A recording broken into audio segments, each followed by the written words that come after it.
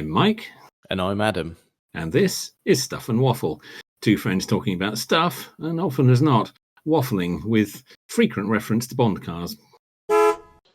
Well, we're back again, and I'm a bit disappointed to say that I've had a few people again go, "Ooh, I've got my list for you," and then silence.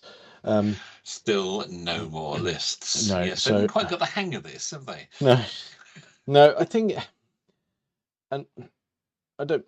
This isn't stereotyping or anything like that. This is a lot. The majority of our listeners who communicate with us anyway are chaps, and I think it's possibly organisational skills falling down, possibly. Oh, could well be. Yes, well-meaning, but quite. A little light in the implementation. Yes, yeah. So that's right. It's proved to be the most interesting list that we've done, and it's generated the most interest. But yes, come on. Festoon us with actual lists, please. Yeah, it is difficult for us to discuss it if you don't send it in. So yeah, we'll try. I'll try again. If it still doesn't come to fruition, then I'll never speak of it again. Well, then that's a loss for all of us, isn't it? And I think they'll have let us down. Yeah, that's it. And it's nothing to do with us being bone idle and hoping for someone else to give us content. No, that doesn't happen. No. Not very much. No, not very much. And that it doesn't even work in as a segue, actually, because it's my turn to give you facts. And these are all mine. These aren't guest facts. So. Your own work. Well, yes. So, oh God, I'm losing track of it. We say it every week. 23, 21? I'm going to write it down this week. Well, we know it's 2 points different, so maybe that's our starting point. 23, well, it always is at this point, isn't it? It's always 2 points apart at this point. Yeah.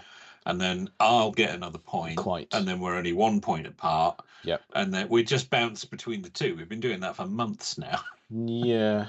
It would be interesting to listen to a few episodes back and go, when does it become an actual year that no one has made a significant jump, or even a tiny jump?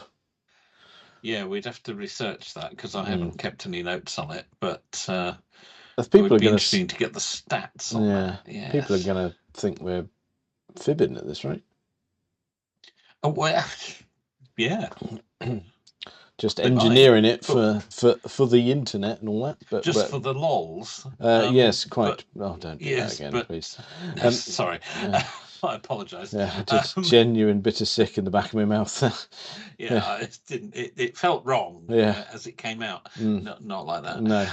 We've all had one like that. I would say, moving swiftly. Yes.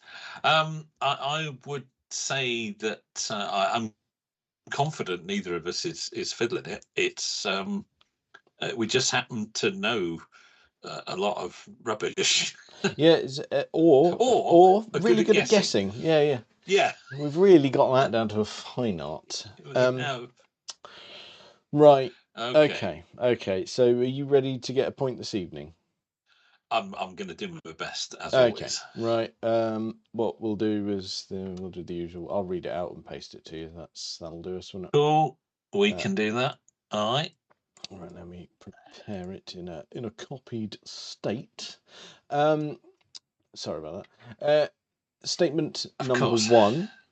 Number one. Coming at you with the Dodge Viper ACR has a rear wing width of 1,776 millimeters.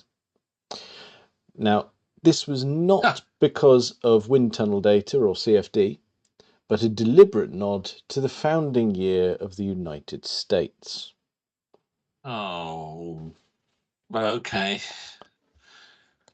So, there we go. Let me paste that one. Yeah, there you go. That's very easy to believe. The Viper's that kind of car.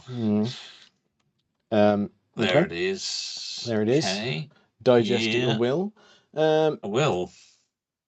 Number 2, the highly sought after Subaru Impreza 22B gets its name from its 2.2-litre engine and built-in suspension.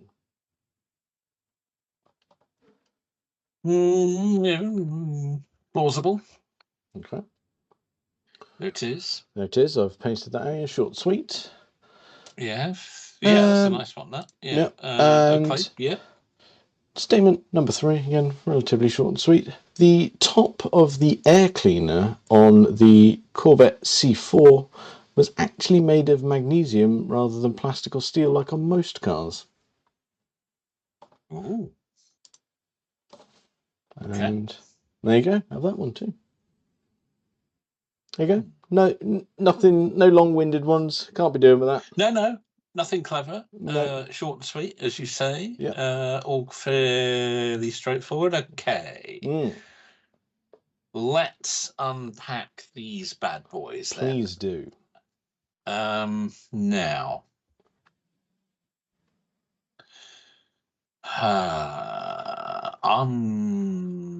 The Dodge Viper rear wing, 1776. Oh, it's the sort of thing they do with the Viper. It's a very, very American patriotic sort of car, isn't it? Yeehaw.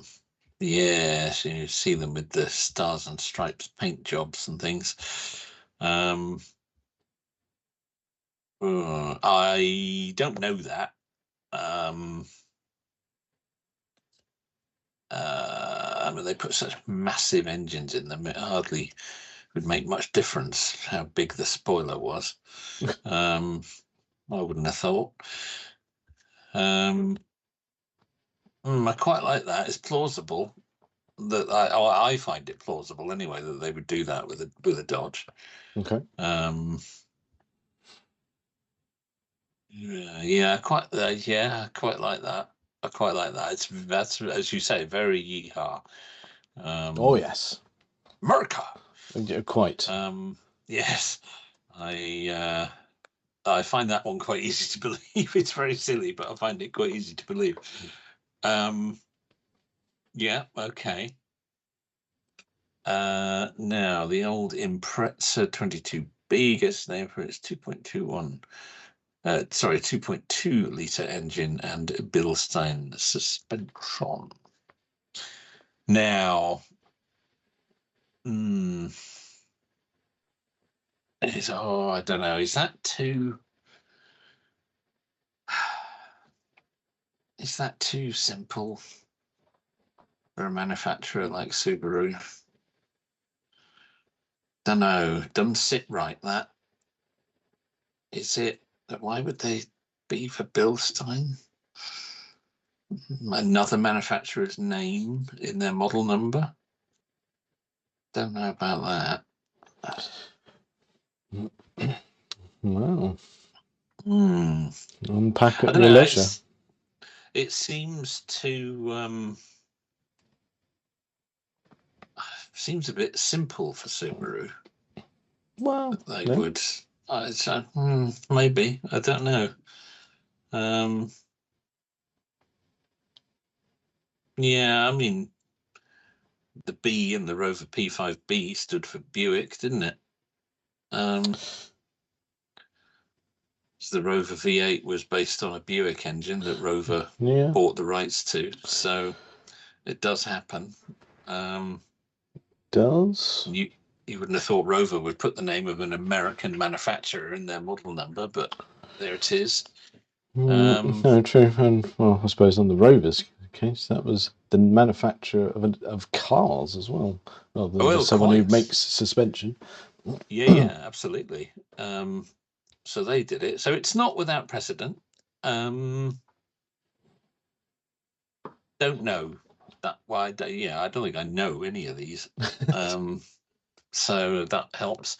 Top of the air cleaner on the C4 Corvette was actually made of magnesium rather than plastic or steel like on most cars. Well, that doesn't sound like a very Corvette-y thing. They're very plasticky.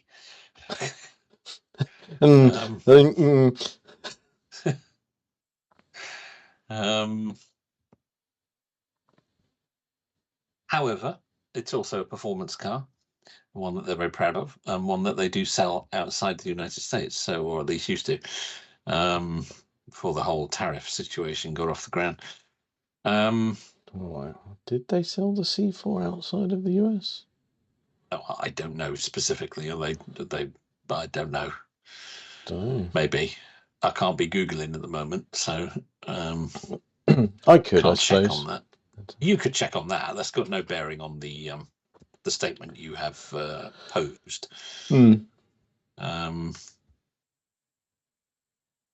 Oh yeah, don't know that either. However, I find that more plausible than the Subaru name. Yeah, probably do. I mean, it would make sense for it to, on a performance car like that, powerful performance car. But it's the Corvette. It's not the best built car in the world. But it would be classed as an exotic material. Might like a bit of that. Oh, I don't know. I don't know any of these. But I do quite like the Dodge Viper wing being named after founding year of the United States, because that's very that sort of fits the Viper in my mind. I like that. The Subaru name. Oh yeah, I have no idea. It's entirely possible, isn't it?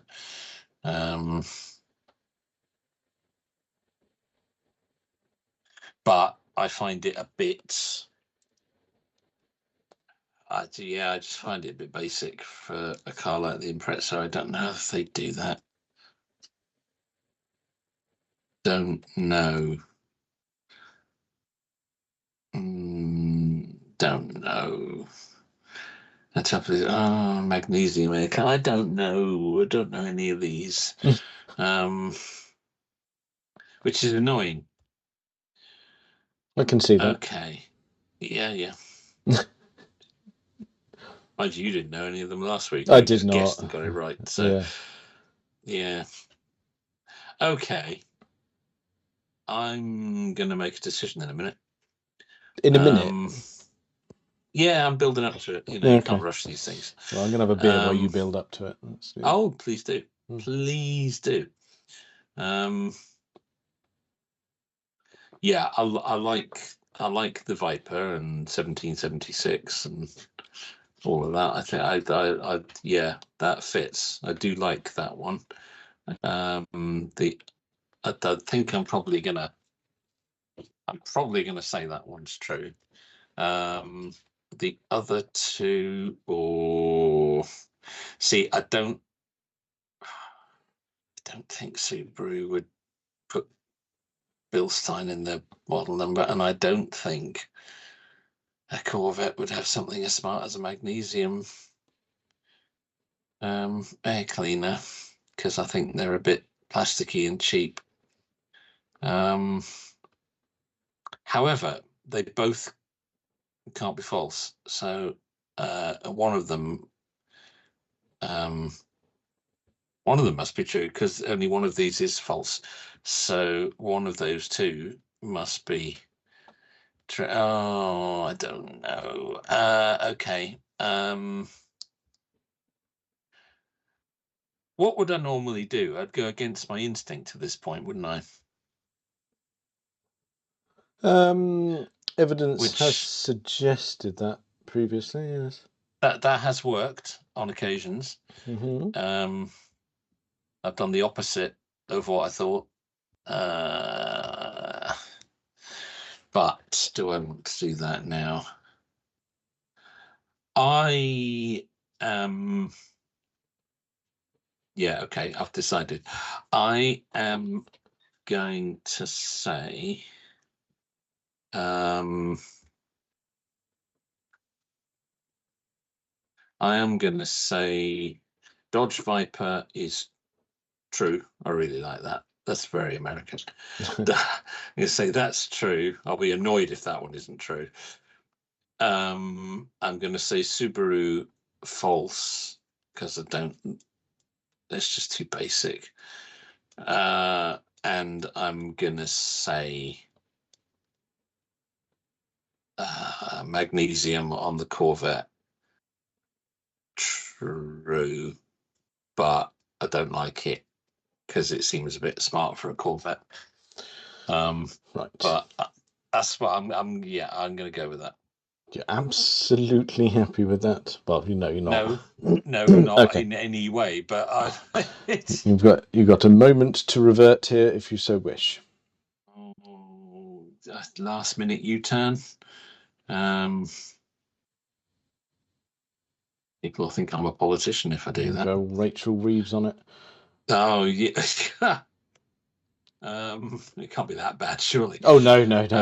Even if you did, it would not be that horrific. My God. No. No, I'm going to stick with that. I'm going to say Dodge true, Subaru false, Corvette true. Yeah, okay. I'm going to go with that. Okay. I'm not happy with the Corvette one though. Okay. I'm happy with the Dodge Viper. The other two could be the other way around. I'm not 100% confident, but I'm going to go with that. Let's see. Yeah, it's tricky, this one. Is today the day? Might be. Might be. I mean, I know. You already know, but you're the only one who does at this stage. Although, our listeners might be Googling, of course, because they could figure out their own answers. But they could have dealt with this swiftly and gone, we're going to skip these dickheads. Yes. So it's time to remove the misery from your life. Usually at this point, yeah. To stop the suspense.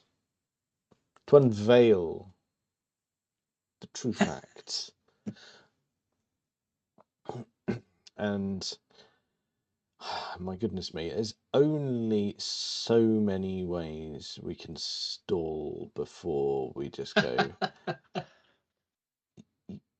Yeah, of course you're correct, because that's what happens. I really wasn't confident of that. This is an appalling running joke. It is now. Yeah. It is. We just can't get anything wrong. No. I was not confident of that. Like you last week, I was not confident of that. That was really, my reasoning for that was really thin. Yep. All right. Well, we'll rattle through them then. The Dodge. Yeah. I mean, it needs no extra explanation. It is exactly really? that. There's no technical reason why the width of that rear wing is 1,776 millimeters, other than the fact that it's a deliberate nod to the founding year of the United States. The only bit that doesn't sit well with me there is the fact that they've managed to use a futuristic measuring unit such as a millimeter. But I suppose if they'd had a 1,776 inch wide rear wing, it might stick out a bit. So that doesn't really work, does it? No, they've had to use your commie-metric system. Quite. Yes, that's probably the only measurement they could use that made sense. Yes. So, but I mean, don't get me wrong, that's still quite wide. Yeah, it is. Well, it's quite a wide car anyway. I mean, it is, yeah, but fair play, yeah. It's a big heart and all that. Yeah, that was very believable. I like that one. So the other two, you did get them round the correct way. Now, the Subaru, that is a common misconception. That's not something I've pulled out of thin air. For Bilstein, right? Okay. And the 2.2 litre engine, because it did indeed have a 2.2 litre engine in there. It was an uprated one. Quite. but not a VTEC, yo. No. However, it gets its name because it's actually hexadecimal. 22B, if you convert that to decimal, is 555. And that is a nod to the 555 cigarette sponsorship of the Subaru World Rally Team at the time. Wow. And it was a homologation special car to become the World Rally car. And there you go. Wow, I'm impressed with that. That's much more interesting than I thought it was going to be. Clever.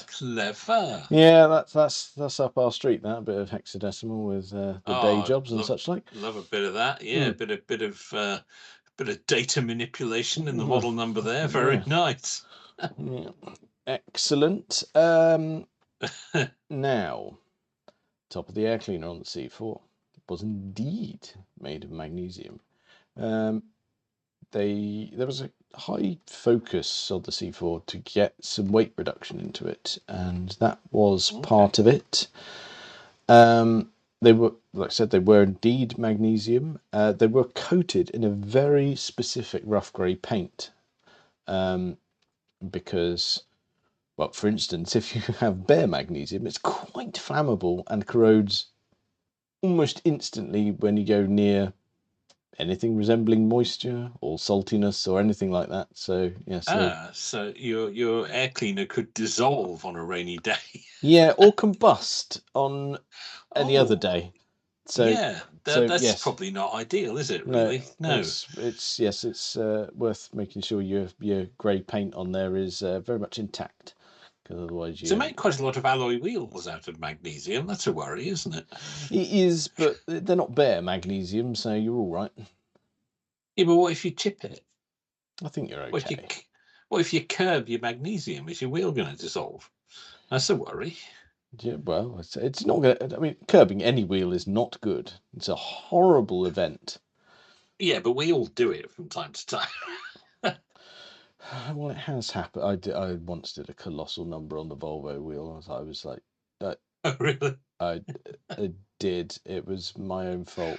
I was going for a traffic light that was going to turn, and I gave it full beans, and there was a sharp turn involved, and I just clipped the rear wheel ever so slightly. I was so cross. Yeah, absolutely. It's because there's no one else you can blame. No, that was all me. It was it's the worst one. That was the worst one I ever did, and I vowed never to do that again, and I haven't. That was over a decade ago now, and it still haunts me to this day. Yes, you can hear the noise. You can feel it through the steering. I can. It's awful. It's awful. It is awful. Yes. But there we go. We rumble on. We do, don't we? So we are now at 23-22. 23-22. How about that? Why is anyone still listening to this rubbish? I don't know. Maybe they just skipped this bit. I don't know. Oh, they might do. Yeah. Right. Okay. Well, well done. Bit of car news, Ben. You and I both touched on this before we came on air, so I think we'll go with that as a starting point. Yes. Yes. Aston Martin. Yeah. It's not few problems there. Yeah. Would you care to explain said problems? Well, we could. Yeah, I haven't got any money. So their losses are now astronomical. Interesting. Astronomical, Martin. Not in a good way. Their debt is even more astronomical. Their sales are very much going the other way, as is their headcount. They've let a lot of staff go. In fact, there's Aston Martin now only employs 2,400 people globally. Oh. They've shed 20% of the workforce, Their profits are down again on last year. I'm just trying to see if I can see the actual number, because there were some figures knocking about. There we go. Yes, so their loss, their pre-tax loss in 2025 has more than doubled from 2024 to £189 million loss. Bloody hell.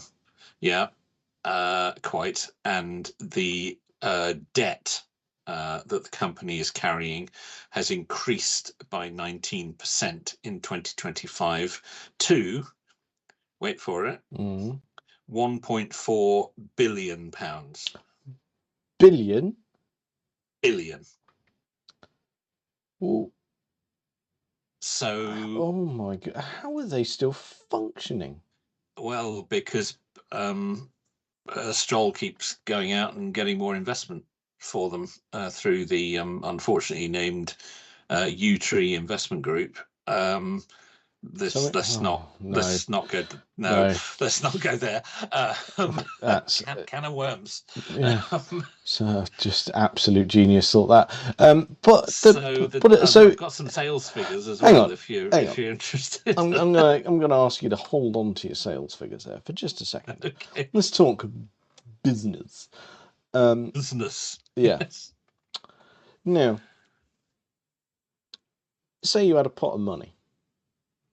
I know it's difficult to get your head around that, because neither of us have those. Neither of us has anything like that. But just imagine, if old Stroll knocks on your door, pops in, wiggles his eyebrows. At what point do you think it's a good idea to hand over some of your pot of cash to a company that is £1.4 billion in debt and go, "What? This is a solid use of my funds"? How on earth is he securing investment with figures like that? That figure is getting bigger year on year. It's 19% increase in their debt in the last 12 months. Christ.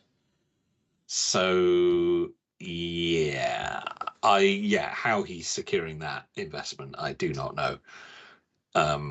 There can be no financial or commercial reason for that. I mean, what plan can he possibly have? They have reduced their loss slightly by what's the figure? By £50 million, which is sadly a drop in the ocean at this point. Absolutely. They've sold the F1 naming rights that they held. Talk me through that. What does that mean? F1 naming rights. Yeah, I was hoping you would know, being in the sort of motorsporty chap. It doesn't. The article I've got here doesn't explain what that means. But it was obviously something that was worth £50 million. I'm a bit iffy on that, because I just cannot get excited about F1 in recent times. Anymore, can they? Nobody can anymore. You talk to anybody who used to like F1, they think, "Oh, I just can't be bothered anymore." So no. Grandad's very much down the route of endurance cars at the moment, and I've focused my attention on GT3 racing. I'm a sad little man like that, because a race spread out over a significant length of time comes with a lot of data and stats, and I like that.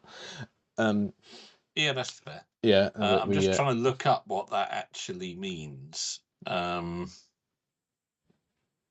Oh, okay. Right. What it means is they've sold their right to use their own name in Formula One. So someone else can now form a F1 team called Aston Martin. Well, they have, but it's been there for a while. That's also owned by Eyebrows. Yes, it mentions that it's sold to a holding company, which which he is also involved in. So yeah, he's the one holding it. yeah, so they've basically done some shenanigans there, by the sound of it, some accounting shenanigans, So and basically, they've yeah. sold the rights to their name for use in F1 to another company that he also is involved in. So he's paid himself to use a company that he owns. But basically, if the road car manufacturer of Aston Martin goes tits up, that means the F1 Aston Martin can carry on without Can issue. continue, correct. Now, whether they're preparing for that to happen, Yeah, I'd say he's covering his own arse there, isn't he? yeah, I would say so. But it does put 50 million onto the bottom line of the car manufacturer, which does slightly reduce their losses. But as I say, it's a drop in the ocean at this point. Okay. So let's face it. I'm going to talk roughly about Aston Martin in their current range, and yes, how much I like years past, particularly the resurgence in the early 2000s of DB9, DBS, Vanquish. Yeah.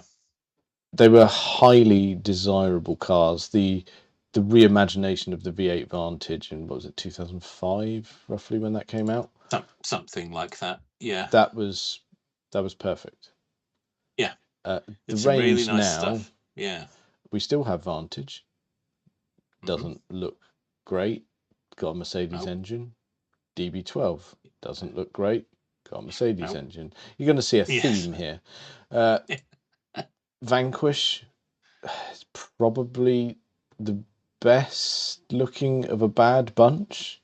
Yeah, and it's probably the closest to what came before. Yeah, and then we've got DBX. Yeah. Quite like that, as you know, but we'll skim over that. And then we've got all these special editions that I can never remember the difference between Valhalla, Valkyrie, Valor, and Valiant. Good luck with that. Yes, that's right. They all look the same, as far as I'm concerned. Yes, lots of specials. Would you like to hazard a guess as to how many cars in total Aston Martin sold worldwide in 2025? 2025. 2025 as a whole. How many cars did they shift around the world? Okay. I would say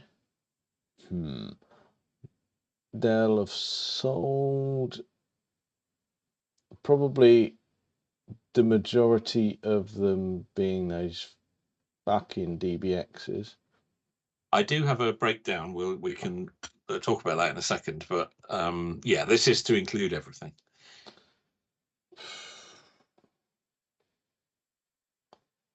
I'm probably churning those out. I don't know. Rate of knots is probably a bit of a stretch. But yeah, quicker than DBX you'd probably done think. Quite well, I think, for them. Oh, how many would they have sold? 10,000.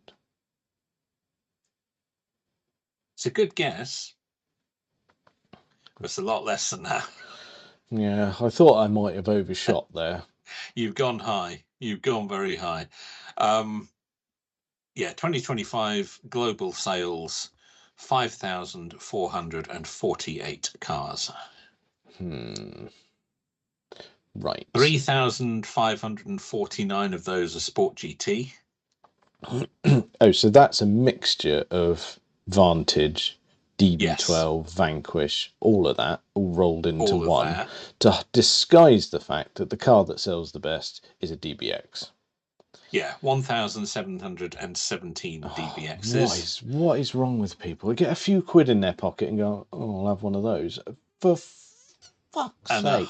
182 special editions. So Valhalla and Valiant, Valkyrie, all of that stuff, all of the V's. Can't tell the difference between any of them. No. Not interested in any of them.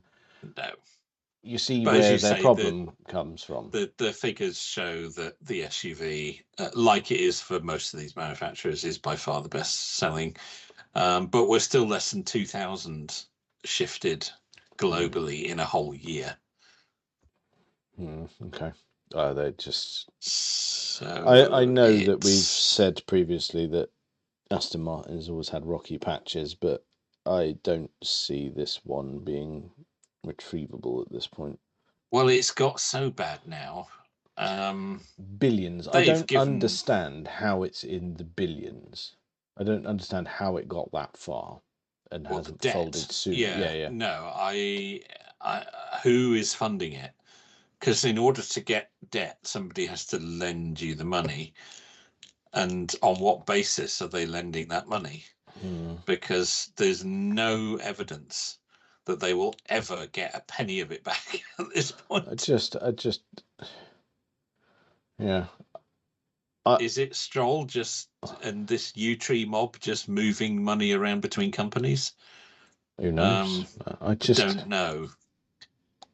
They've blamed the US tariff situation. That won't help, but it won't have caused this. To be this far in debt, the problem is much older than that tariff. Yeah, it is. It is. This is going back a long way, isn't it? Yeah. You don't get 1.4 billion pounds in debt in 12 months. No. Okay. I mean, this is sad times. Well, it is, isn't it? They've always had a troubled past. They've always seemed to lurch from one disaster to another over the years. I mean, they didn't exactly flourish under Ford ownership. No, not really. The DB7 really was just a rebadged Jag XK. Jag XJS. Jag XJS, yeah. In fact. Yeah. Which was at the time already a 30-year-old design. Yeah. No, I think we've reeled them off. The original sort of 2002. It was 2002, was it? Or was it 2000? Vanquish. 2004 Vanquish 2000 was the for Vanquish. DB9 2005 was the Vantage. Those three cars, that's the ones. I think for me it probably peaked when they took that V8 Vantage and went, we're going to put our naturally aspirated V12 in it. Yeah. And go, yeah, with a manual box, and go, that's it. That's peak Aston there. Yeah, that's a good shout. Yeah, that's a good shout. That's the one. Because there's those sort of telltale signs on that one. I had those bonnet vents that the V8 didn't, and you go, right, that's to get that in a manual is peak car. I don't think they've done anything better since. No, you're probably right. The proportions of that car are amazing. Every time I see one, whether it's on the move or you see it up close parked, they just get better and better because they're so small. They're dainty. I bet they are a wonderful thing to drive. You do see them around. I mean, they're achievable. Let's face it. Yeah, they actually are. Yeah, you and I, with a hint of focus, could end up there quite easily. We could do that. DB9s are now ludicrously cheap. Yeah. I mean, very much same era and same price bracket. I'm just slightly drawn to the smaller package of the Vantage. Yes.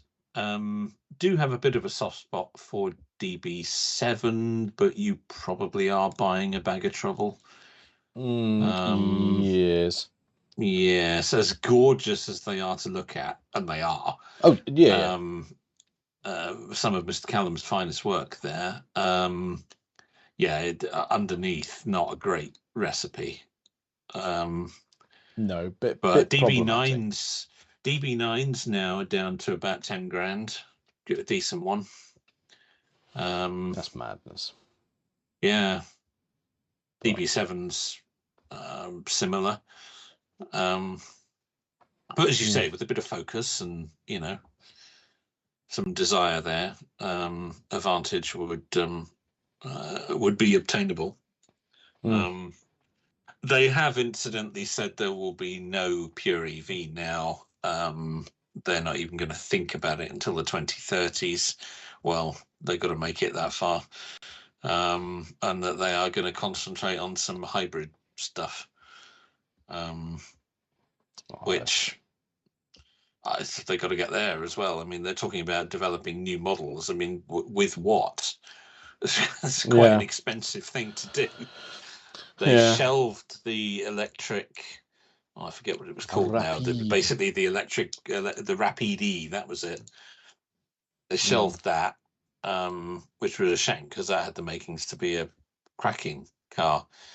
I actually saw the one that they made at Silverstone. That is a shame. That could work really well. Yeah, it could, but that's not going to happen. So, yeah, they're basically shelving EV for the time being, which is fair enough because they can't afford it. They said they're going to look at hybrid stuff. But again, as you pointed out with the Mercedes engines, they're just going to end up buying something in, aren't they? Mm-hmm. Yeah, because it's lost that sort of character, isn't it? Because if you listen, if you sort of a blind test of, you listen to their V8 Vantage from the mid 2000s and the equivalent Vantage from, I don't know, when did they start adopting those? Probably maybe 2018, maybe a bit later. Yeah. And here, don't get me wrong, I quite like the sound of the new ones, but if blindfolded, you'd go, it's a Mercedes engine because it's got that. It's a Mercedes. It's very distinctive sound. Yeah. Whereas if you listen to the Aston V8 and the earlier one, you go, well, that's distinctive in its own way, and you can go immediately, that's an Aston. And I know, and then the perv in me goes, well, actually, if I go back to when being at Le Mans and hearing the engines, you can pick out an Aston. Yeah. And one, but like when I went last year, obviously they took the plunge and go, this is probably why they're hemorrhaging cash. Like they took the, oh God, what is it? Well, the stupid V name, was it Valkyrie? Oh God, is it Valkyrie's Le Mans car? Or was it the Valhalla? I can't remember. Hang on, I'm just asking the interwebs. Yeah, it was Valkyrie. Yeah. No, it was Valkyrie. Okay. And when you hear that, you go, God, that's it. That's an Aston sound. Yeah, that's the noise. It is. And you go, that's what they're missing. That's what we've not heard. And it's such a shame. They don't do it anymore. No, they do. They're using Mercedes stuff. Yeah. And it's such a shame because, like, it's nice to see them back in the top class. All right, they're not doing brilliantly. And yes, they're probably hemorrhaging cash. And it looks a bit shit. I don't like the styling, if I'm honest. But when you stood there next to it and you go, oh my God, that's a naturally aspirated V12 screaming past you. That's the noise I want. Yes. Yeah, it is really sad. And as worried as we are about Jaguar, I think Aston are probably even closer to the edge. Yes. Because they don't have a Land Rover to prop them up. No, they've got, the best they can do is a DBX, and there's not selling enough of those. They've only sold 1,700 of those. So yeah, as you say, quite how the financial situation has got to where it is, I don't understand.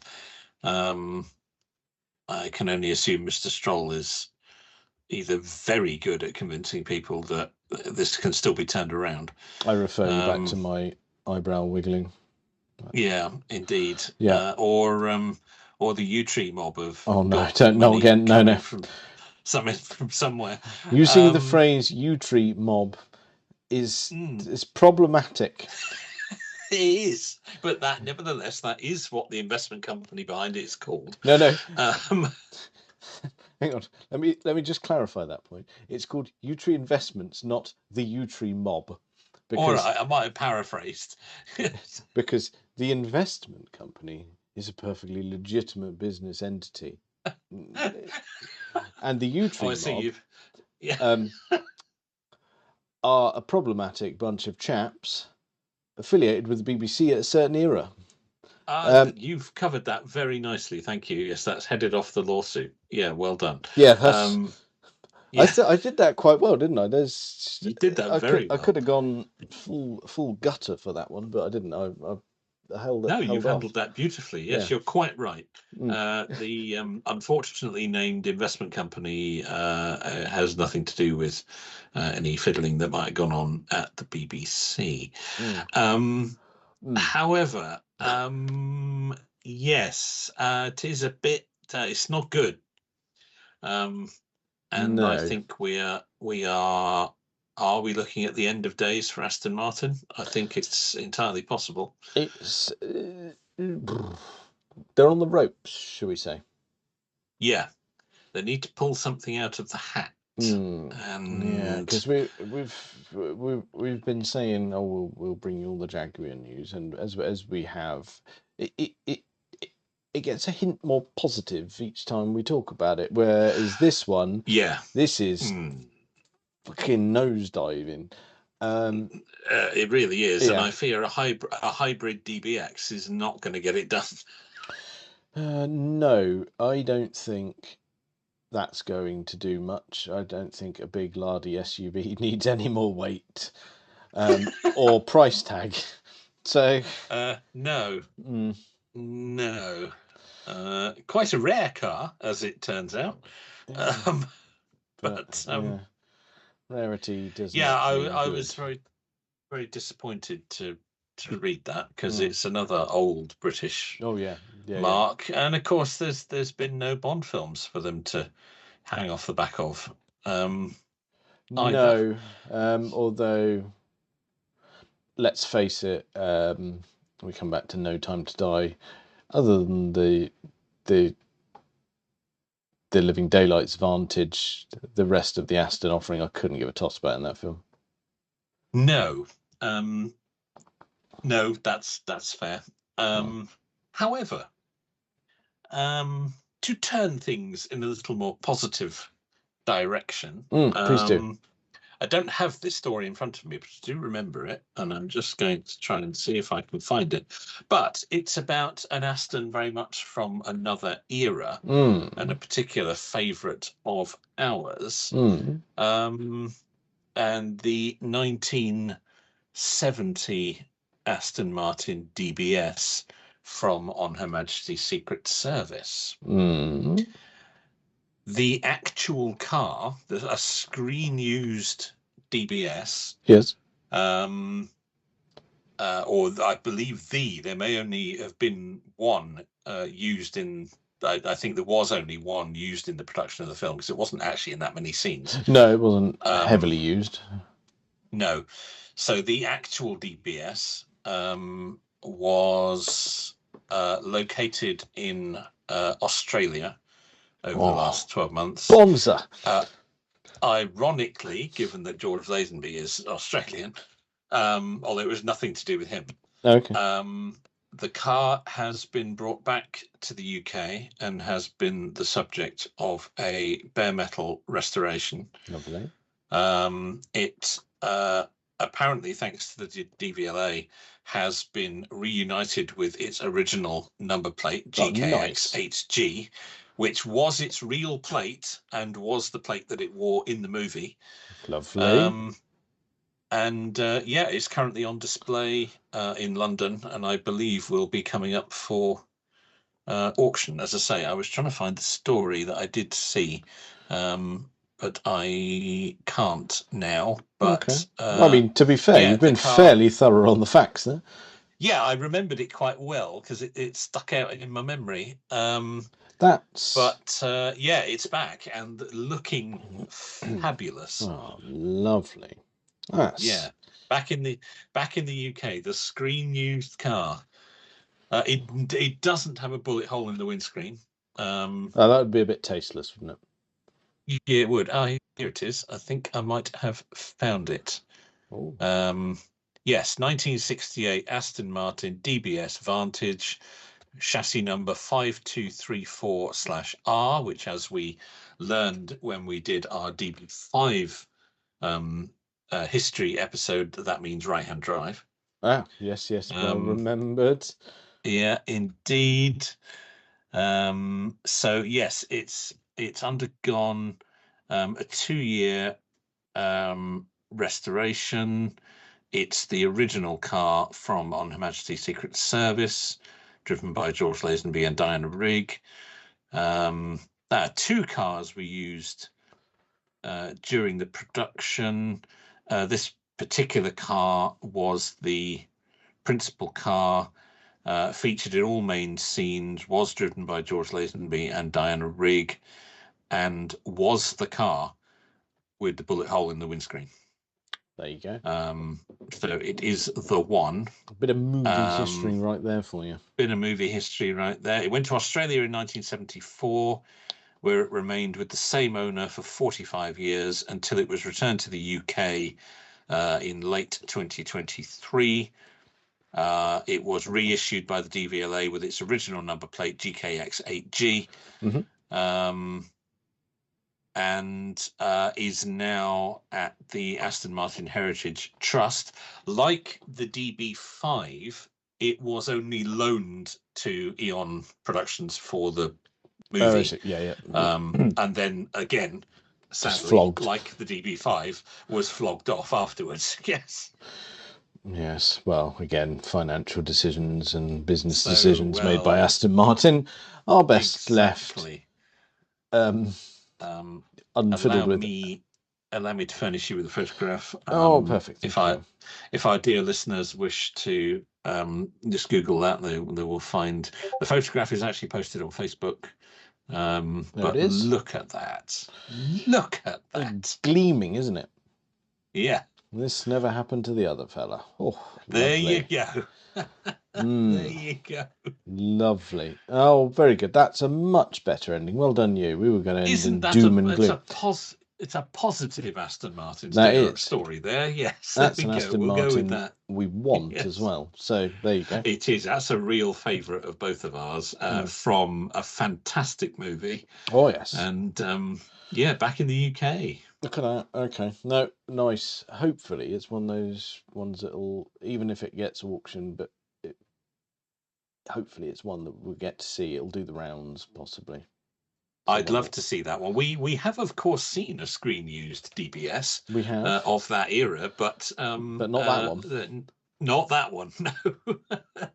No. And I would. Yeah, I'd love to see that one. That would be amazing. Very good. Okay, well that's good. Let's wrap it up there. That is wonderful. Well done you for finding that. Yeah. No, it popped up, and I thought, no, I've got to mention that because that's right up our pipe. Oh, quite, yeah. No, that's nice. All right, we'll leave it there. But next week we'll attempt some, just in general, more positive car news rather than just doom and gloom. I know we ended positive, but let's see if we can have one that isn't just whinging or ruined car brands. Marvelous. All right. Do send us your lists because we're keen to see what you've chosen. Yeah, please send lists, please, urgent. Well, I think that's probably enough of that for this week. Check us out on all the various social medias and things. Thank you very much for listening.